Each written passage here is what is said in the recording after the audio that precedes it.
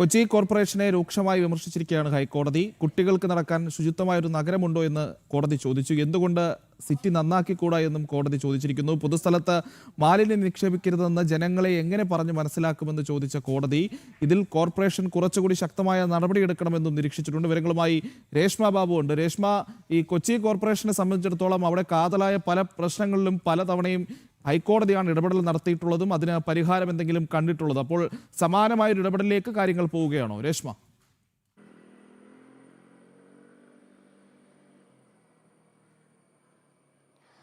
പ്രജിത്ത്, മാലിന്യ പ്രശ്നത്തിലാണെങ്കിലും റോഡുകളുടെ ശോചനീയാവസ്ഥയിലാണെങ്കിലും ഹൈക്കോടതി കൃത്യമായിട്ട് ഇടക്കാല ഉത്തരവുകളൊക്കെ തന്നെ പുറപ്പെടുവിക്കാറുണ്ട്. പക്ഷെ അത് കൃത്യമായിട്ട് നടപ്പിലാക്കുന്നതിൽ അധികൃതർ വീഴ്ച വരുത്തുകയാണ് പതിവ്. ഇന്നും ഹൈക്കോടതി മാലിന്യ വിഷയവുമായി ബന്ധപ്പെട്ടുള്ള ഹർജി പരിഗണിച്ച ഘട്ടത്തിലാണ് കൊച്ചി കോർപ്പറേഷനെ അതിരൂക്ഷമായ ഭാഷയിൽ വിമർശിച്ചിട്ടുള്ളത്. അതായത് കുറച്ചുകൂടി ശക്തമായിട്ടുള്ള നടപടികൾ കോർപ്പറേഷന്റെ ഭാഗത്തുനിന്നും ഉണ്ടാകണം.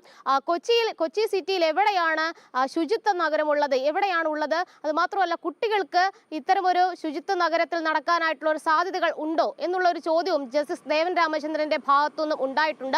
മാത്രമല്ല, പലയിടത്തും മാലിന്യങ്ങൾ നിക്ഷേപിക്കുന്ന ഒരു സാഹചര്യമുണ്ട്. അതുകൊണ്ട് പൊതുജനങ്ങളെ ഇക്കാര്യത്തിൽ എങ്ങനെ പറഞ്ഞ് മനസ്സിലാക്കും എന്നുള്ള ഒരു ചോദ്യവും ഹൈക്കോടതിയുടെ ഭാഗത്തുനിന്നും ഉണ്ടായിട്ടുണ്ട്.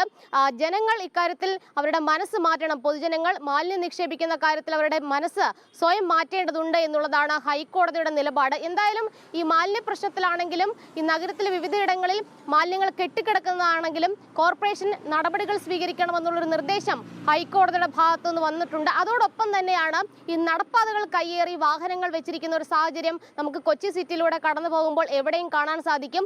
അതിലും ഹൈക്കോടതിയുടെ ഭാഗത്തു നിന്നും ഇന്ന് വിമർശന രൂപേണയുള്ള നിരീക്ഷണങ്ങളും നിർദ്ദേശങ്ങളും ഉണ്ടായിട്ടുണ്ട്. അതായത് പലയിടത്തും കച്ചവടക്കാര് ഈ ഫുട്പാത്ത് അല്ലെങ്കിൽ നടപ്പാത കയ്യേറിയിട്ടുണ്ട്. ആളുകൾക്ക് നടപ്പാതയിൽ കൂടി നടക്കാൻ കഴിയാത്ത ഒരു സാഹചര്യമുണ്ട്. മാത്രമല്ല, തല ഉയർത്തി പിടിച്ച് നടന്നു കഴിഞ്ഞാൽ സ്വാഭാവികമായിട്ടും കുഴിയിൽ വീണു പോകുന്ന ഒരു സാഹചര്യം കൂടി കൊച്ചി സിറ്റിയിൽ ഉണ്ട് എന്നുള്ളതാണ് ഹൈക്കോടതിയുടെ വിലയിരുത്തൽ.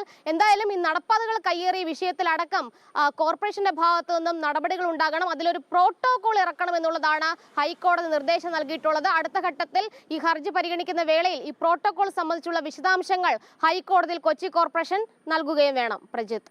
ഓക്കെ രശ്മ, വ്യക്തമാണ്. എന്തായാലും കൊച്ചി കോർപ്പറേഷനെ വീണ്ടും രൂക്ഷമായി വിമർശിച്ചിരിക്കുകയാണ് ഹൈക്കോടതി. ഇക്കാര്യത്തിൽ എന്തൊക്കെ തുടർ നടപടികൾ ഉണ്ടാകുമെന്നുള്ളത് കാത്തിരുന്ന് കാണാം.